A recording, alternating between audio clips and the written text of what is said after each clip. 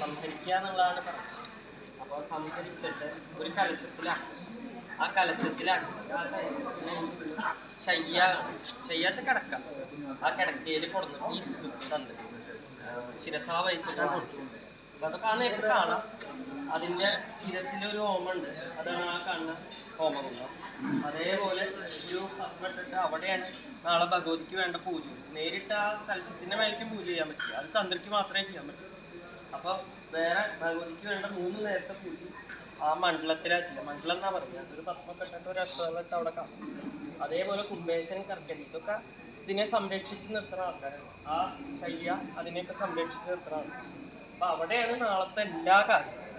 ഈ ജീവൻ പുറത്തേക്ക് വന്നു കഴിഞ്ഞാൽ എല്ലാ പൂജകളും മറ്റന്നാൾ രാവിലെ പ്രവേശിപ്പിക്കണവരെ അവിടെയാണ്. പിന്നെ ഒന്നും അകത്തില്ല എന്നുള്ളതാണ്. അകത്ത് നാളെ വൈകുന്നേരം ഞങ്ങൾ പലതും ചെയ്യുന്നുണ്ടാവും. ഞങ്ങൾ ചിലപ്പോൾ ബിംബം എടുത്തിട്ട് വൃത്തിയാക്കുക, അങ്ങനത്തെ കുറേ കാര്യങ്ങൾ ഞങ്ങൾ ചെയ്യുന്നുണ്ടാവും. അപ്പൊ അത് അകത്തേക്ക് തൊഴണം തന്നെ ഇല്ല. ചൈതന്യം അവിടെയാണ്, അവിടെ വന്നിന്ന് തൊഴുത് പോവാം എന്നുള്ളത്. അവിടുന്ന് ദീപാരാധനയൊക്കെ അവിടെയുള്ളൂ.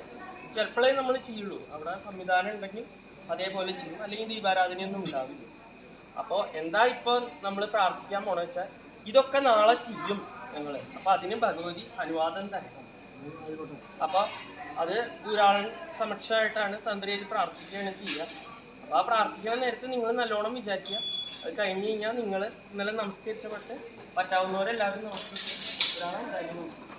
അപ്പോൾ ആ അനുവാദം വാങ്ങലാണ് ഇപ്പം നമ്മൾ ചെയ്യുന്നത്. അത് ഇവിടെ ഈ കോണിൽ കുറച്ച് ഇറങ്ങി നിന്നിട്ടാണ്. സ്വതവേ എന്തെന്ന് വെച്ചാൽ വെയിക്കല്ലുകൾ നിൽക്കുന്നെങ്കിൽ ക്ഷേത്രപാലം എന്ന് പറഞ്ഞിട്ടൊരു ഏറ്റവും പുറത്തൊരു ശിവലിംഗമാണ്. ആ സ്ഥാനത്താണ് ഇത് ചെയ്യുന്നത്. നമുക്കിവിടെ വീവട്ടോ അങ്ങനത്തെ കാര്യങ്ങളും ഇല്ലാത്തതുകൊണ്ട് ആ സ്ഥാനം കണക്കാക്കിയിട്ട് നമുക്ക് കൗണ്ടറിന്റെ മുന്നിൽ അവിടെ നിന്നിട്ടാണ്. ഇന്നലെ ഇതിന്റെ മേലേക്കാണ് അർച്ചിട്ടുണ്ടായത്, പ്രാസാദം എന്നാ പറയുന്നത്. എന്നാൽ അതല്ല, ആ വല്യമ്പലത്തിനെ കണക്കാക്കിയിട്ടാണ് ചെയ്യുന്നത്. അപ്പൊ അത് കാരണം അവിടെ ഒന്ന് എല്ലാവരും വിട്ടുന്നു കഴിഞ്ഞാൽ അവിടെ ഞാൻ നിന്ന് ചെയ്യും.